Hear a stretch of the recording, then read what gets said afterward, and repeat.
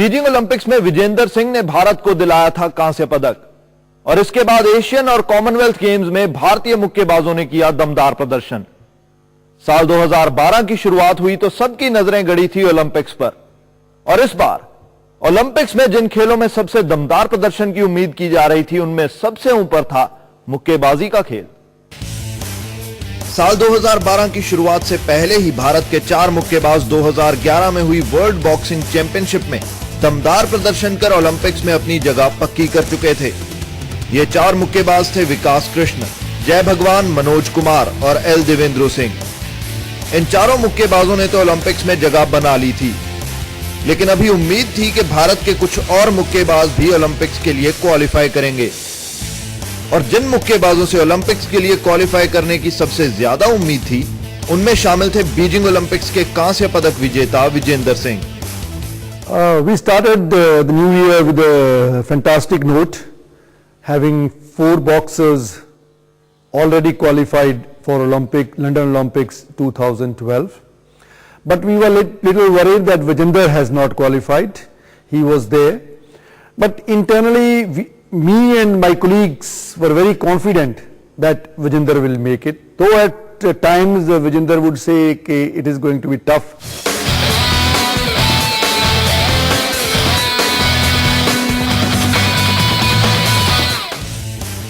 विजेंदर सिंह को क्वालिफाई करने का मौका मिला अस्ताना में हुए एशियन ओलंपिक क्वालिफायर्स के दौरान और यहां विजेंदर ने कांस्य पदक जीतकर ओलंपिक्स में जगह पक्की कर ली। विजेंदर ने इस साल इतिहास रच दिया।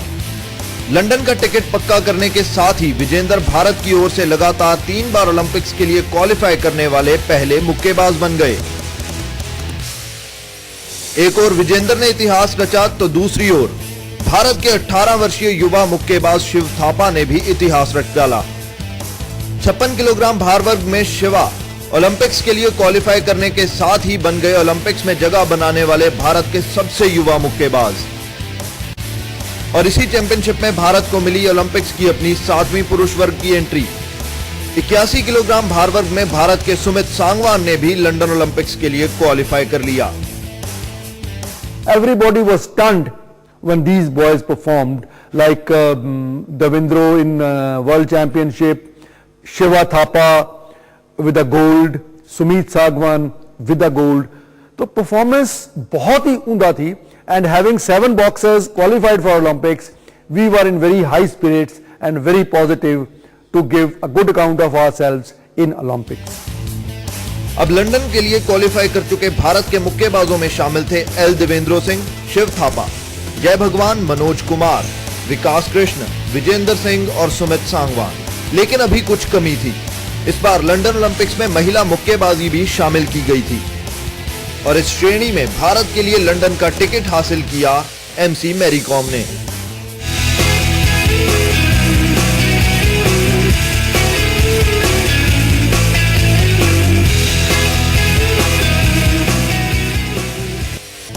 मैरी कॉम के लंदन ओलंपिक्स के लिए क्वालिफाई करने के साथ ही भारत के ओलंपिक्स में मुक्केबाजी के खेल में पदक जीतने के आसार काफी बढ़ गए। हर तरफ यही चर्चा थी कि इस बार ओलंपिक्स में मानो मुक्केबाजों का ही जलवा दिखेगा। उम्मीदें तो बहुत थी, लेकिन ओलंपिक्स में शुरुआती मुकाबलों में ही शिव थापा, सुमित सांगवान, जय भगवान, मनोज कुमार और विकास कृष्ण को हार का सामना करना पड़ा और ये मुक्केबाज क्वार्टर फाइनल में जगह बनाने में असमर्थ रहे और अब उम्मीद टिकी थी युवा sensation L Devendra Singh, Beijing के कांस्य पदक विजेता विजेंदर सिंह और महिला मुक्केबाज एमसी मैरी कॉम पर। झटका तब लगा जब एल देवेंद्र सिंह और विजेंदर सिंह भी क्वार्टर फाइनल मुकाबले हार गए और पुरुष वर्ग में भारत का पदक जीतने का सपना अधूरा रह गया।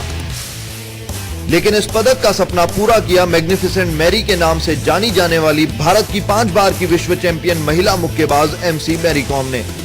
मैरी कॉम ने लंदन में भारत को दिलाया कांस्य पदक और इस महिला मुक्केबाज ने वो कर दिखाया जो भारत के पुरुष मुक्केबाज करने में असफल हो गए थे।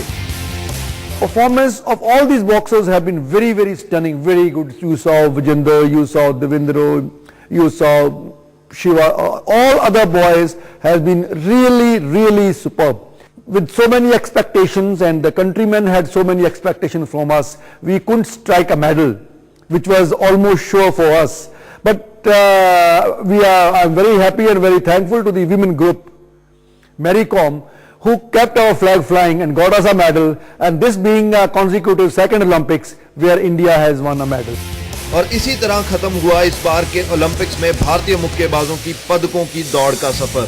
ओलंपिक्स खत्म हुए तो 29 अगस्त को स्पोर्ट्स डे के मौके पर भारतीय मुक्केबाजी टीम के अंतर्राष्ट्रीय कोच BI फर्नांडिस को द्रोणाचार्य अवार्ड से सम्मानित किया गया। कुल मिलाकर देखा जाए तो एशियन और कॉमनवेल्थ गेम्स में दमदार प्रदर्शन कर चुके भारतीय मुक्केबाजों ने 2012 में भी अच्छा प्रदर्शन किया और इस साल भी ओलंपिक्स में मुक्केबाजी के खेल में पदक जीतने का सिलसिला जारी रहा। मैरी कॉम को छोड़ चाहे बाकी के मुक्केबाज पदक जीतने में असफल रहे हों, लेकिन इन मुक्केबाजों ने करोड़ों भारतीयों के दिल जरूर जीत लिए। एक समय था जब भारत में मुक्केबाजी के खेल को ज्यादा तवज्जो नहीं दी जाती थी, लेकिन आज विजेंदर सिंह और मैरी कॉम जैसे मुक्केबाजों का जिक्र घर घर में होता है। इसे मुक्केबाजी की जीत ना कहें तो और क्या कहें। उम्मीद यही है कि आने वाले साल में भी भारतीय मुक्केबाज यूं ही मेहनत करते रहें और भारतीय मुक्केबाजी को नई बुलंदियों तक ले जाएं। कैमरा पर्सन अमन गुप्ता के साथ Parvez संदूर, day and night news. जी हां, तो मुक्केबाजों ने यकीनन अपना पूरा दम लगाया और रिंग में खूब घूंसे बरसाए साल 2012 में। लेकिन इसी साल मुक्केबाजी ने रिंग के अंदर जितनी सुर्खियां बटोरी, उतनी ही सुर्खियां रिंग के बाहर भी।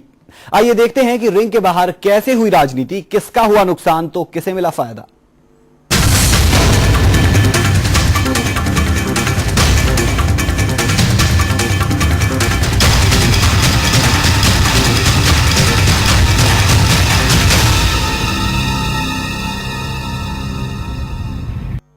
बॉक्सिंग, इस खेल का नाम लेते ही ध्यान आता है विजेंदर सिंह, अखिल कुमार और मैरी कॉम जैसे मुक्केबाजों का, जिन्होंने भारतीय मुक्केबाजी को एक नई पहचान दी है। लेकिन साल 2012 में भारतीय मुक्केबाजी रिंग में पड़ते घूंसों से ज्यादा रिंग के बाहर भारतीय मुक्केबाजी संघ के बढ़ रही परेशानियों के कारण चर्चा में रही। कभी भारतीय मुक्केबाजी संघ पर अंतर्राष्ट्रीय मुक्केबाजी संघ ने बैन लगाया तो कभी खेल मंत्रालय ने। खिलाड़ियों ने तो रिंग में अपना जलवा दिखाया, लेकिन साल 2012 के अंत में भारतीय मुक्केबाजी संघ पर पहले AIBA ने बैन लगाया और इसके ठीक बाद खेल मंत्रालय ने भी मुक्केबाजी संघ की मान्यता रद्द कर दी। 5 दिसंबर को AIBA ने भारतीय मुक्केबाजी संघ को सस्पेंड किया और मुक्केबाजी संघ के अधिकारी हरकत में आए। एक तरफ अधिकारी AIBA से संपर्क साधने की कोशिश कर रहे थे, लेकिन उतने में मुक्केबाजी संघ को लगा एक और झटका। खेल मंत्रालय ने भी भारतीय मुक्केबाजी संघ की मान्यता रद्द कर दी। सस्पेंशन की वजह दोनों तरफ से एक जैसी ही बताई गई। जहां एक ओर AIBA ने मुक्केबाजी संघ को इलेक्शंस में हुए हेरफेर का हवाला देते हुए सस्पेंड किया, वहीं दूसरी ओर खेल मंत्रालय ने मुक्केबाजी संघ को इलेक्शंस में स्पोर्ट्स कोड का पालन न करने के लिए सस्पेंड कर दिया। इन चुनावों में जहां एक ओर अभय सिंह चौटाला को मुक्केबाजी संघ का चेयरमैन चुना गया, वहीं उनके रिश्तेदार अभिषेक मटोरिया को चुना गया मुक्केबाजी संघ का अध्यक्ष। अब सवाल ये था कि भारतीय मुक्केबाजों का भविष्य क्या सही हाथों में है?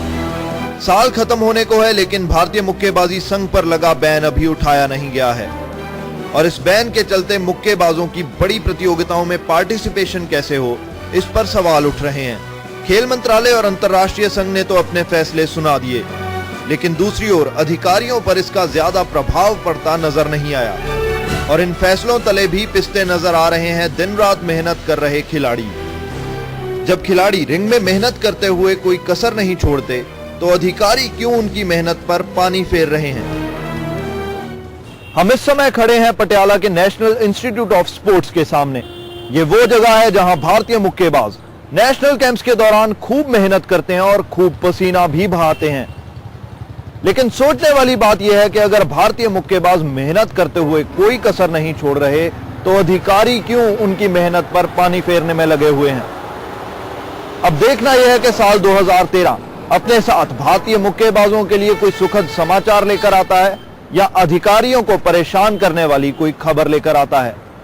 बहरहाल हम यही उम्मीद करते हैं कि आने वाला साल 2013 भारतीय मुक्केबाजों और आप सबके लिए ढेरों खुशियां लेकर आए। कैमरा पर्सन अमन गुप्ता के साथ Parvez संदूर, day and night news.